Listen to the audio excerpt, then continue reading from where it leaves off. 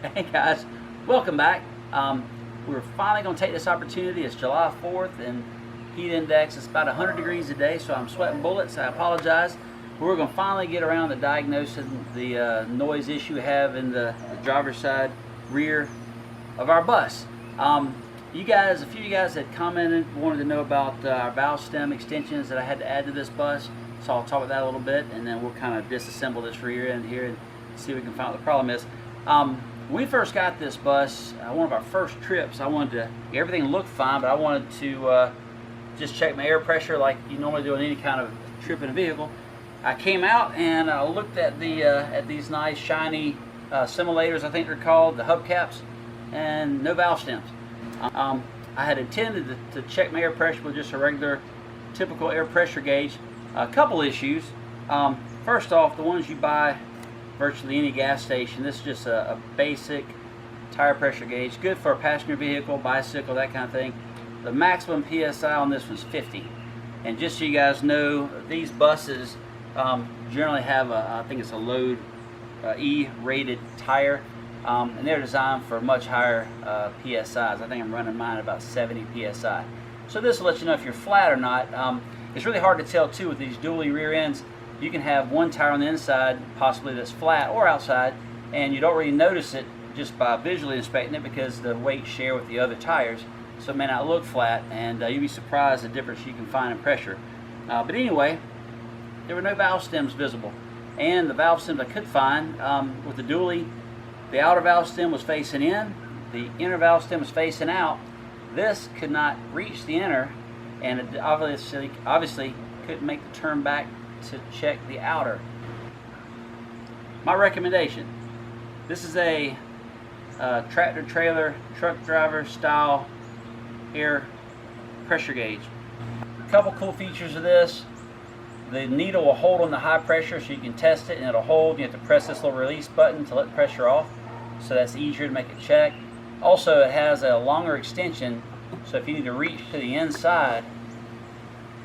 So this one could have possibly worked. I could have possibly fed it through the hole. I'll show you some images here of what this rim looks like. And I could have possibly lined it up to check it that way. But unless you get the angle exactly right, I found myself letting the air out without getting a reading. So helpful, but not a foolproof thing. And of course with the reverse angle, that's designed to be able to read the outer tire reaching back. But again, you have a fixed angle, and it's no guarantee that's the right angle that you'll need to read. So I'm going to show you my solution to that. The solution for this is a valve stem extension. Well, this happens to be a steel braided flexible type. And what happens, this fits in through the hole in the outer rim and goes in, and this threads on to the valve stem just like you would a cap or anything else. And this will allow you to stick out. I think it's an 8 1/4 inch length that goes out to the outside. And to keep this thing from doing this, going down the road, beating everything up, and also coming loose, it comes with a clamp. This clamp fits in the hole, and it'll clamp to the outer rim, and then this clicks in. Actually, it clicks in like that to keep it from moving around. I'll show you one installed, the finished product. These things come in a lot of different lengths, a lot of different types.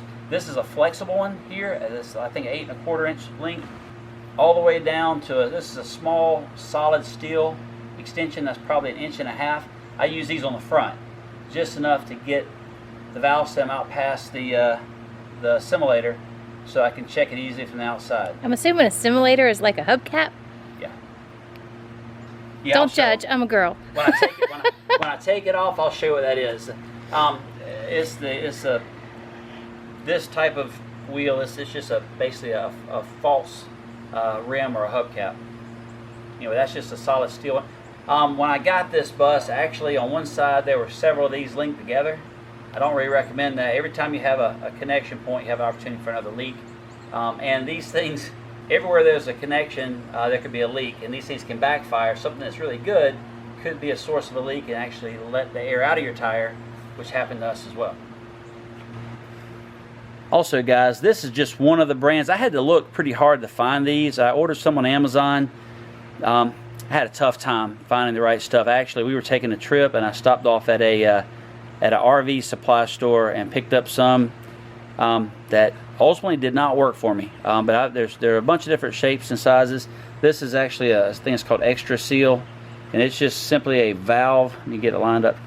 Valve extensions, if you can see that. And really, all that is, it was just those two flexible valve stems with the clamps. That's what was in this packet.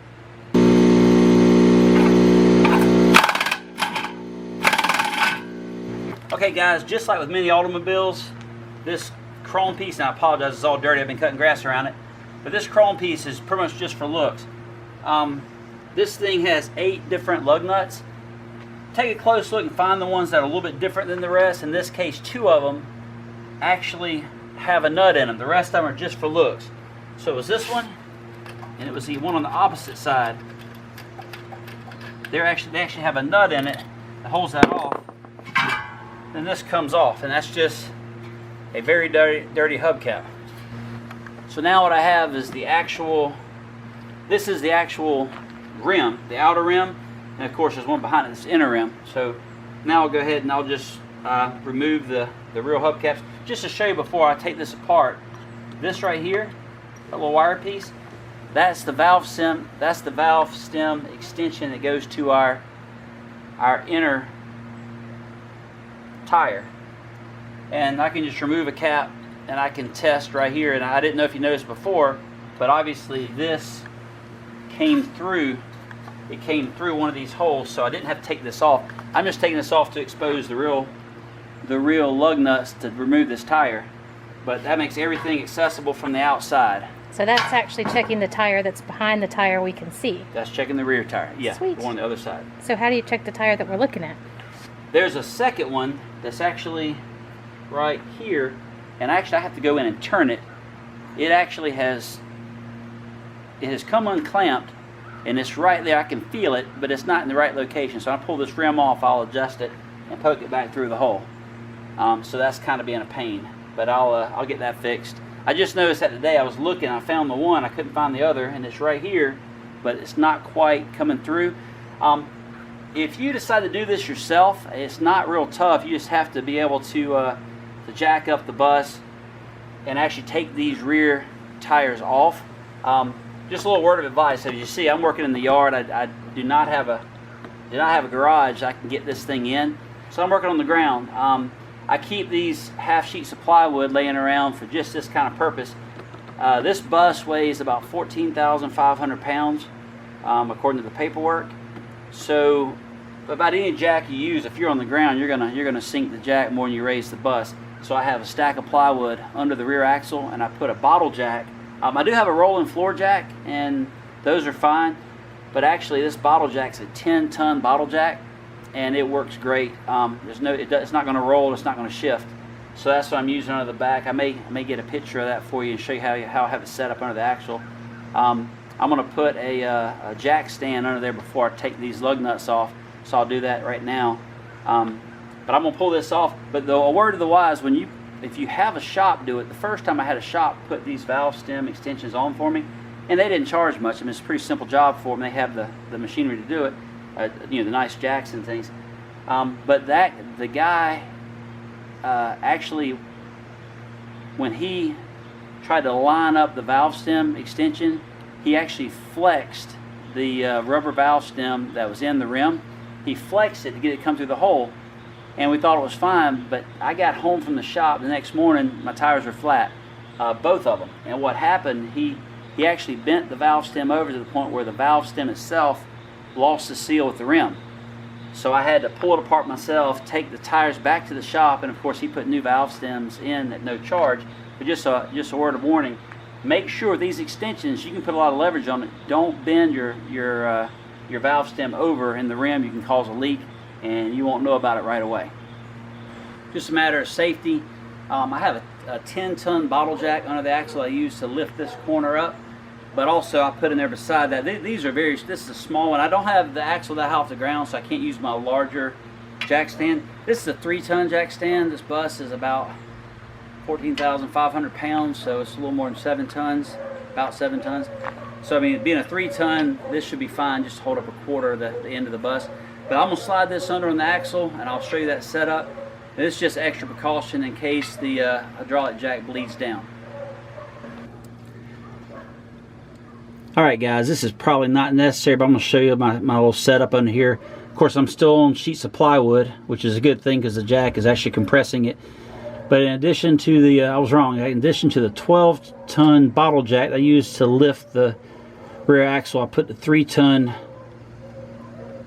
jack stand beside it, and I set it up so I'm sharing the weight. Actually, the 3-ton has some tension on it, and I've got the 12-ton, which is really adjustable.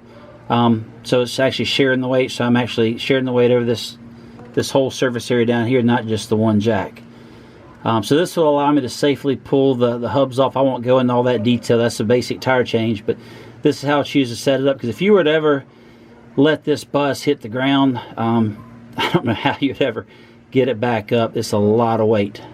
And again, you see the amount of rust we have under this thing. This is a Minnesota bus, so there's a good bit of salt rust.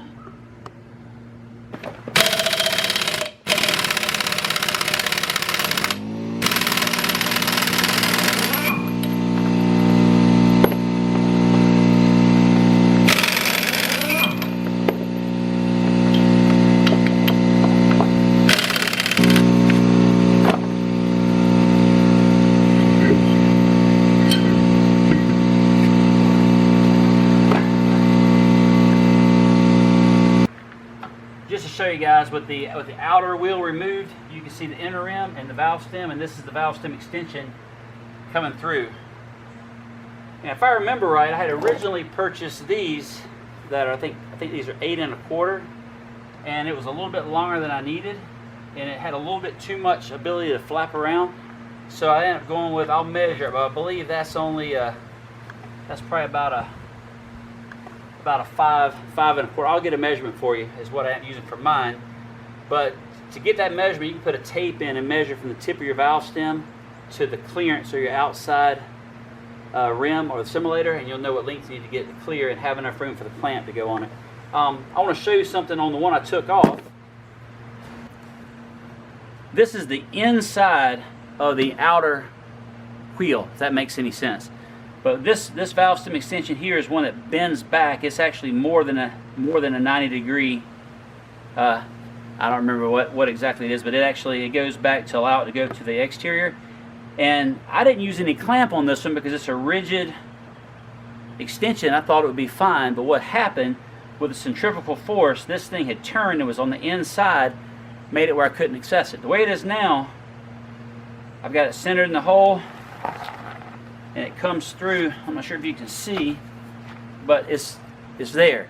But there's no clamp. I'll put a clamp on that before I reinstall it, because again, it made it where I couldn't get to it. Also, real quick note on these: when you're tightening these things down, there's a point there before it gets completely tight where it's actually pressing in the inner valve stem pin, and it's releasing air. Make sure you go ahead and tighten it completely till you no longer have a leak. And I'll test for leaks before I put it back on.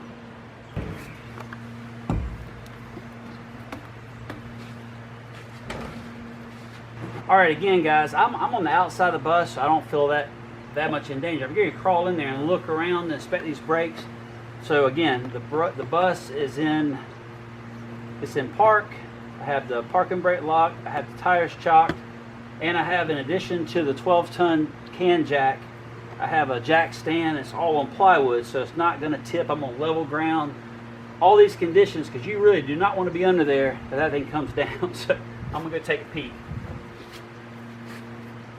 So what is it that you're looking for? I'm looking at the wear of my pads on my disc brakes. These rotors, these nice big shiny discs here, these are perfect. No problems there. If you remember from our last video, we have some sort of a knocking happening in this tire, which was part of the reason why we're taking this off. I don't know that Randy said that earlier. So we're trying to figure out what the heck that knocking was. It's not a knock, it's a rub. So I'm going to let him do this and we'll let you know what we learn. Well, guys, I was hoping to find a simple disc brake pad issue, but they're fine. We put up both of the back ends up on jack stands. We actually ran the hubs in drive, rolling forward. It's it's beyond my expertise, so I'm calling in reinforcements. I got a buddy of mine that's been a commercial truck driver for years. He knows these things backwards and forwards, so he's gonna come help me check it out. So I'm not putting it back together today. That'll be another video. But if you guys have any questions or comments or suggestions about the valve stem extensions or anything else for that matter, let us know below. Please subscribe if you haven't already, and we hope to see you soon. Thank you.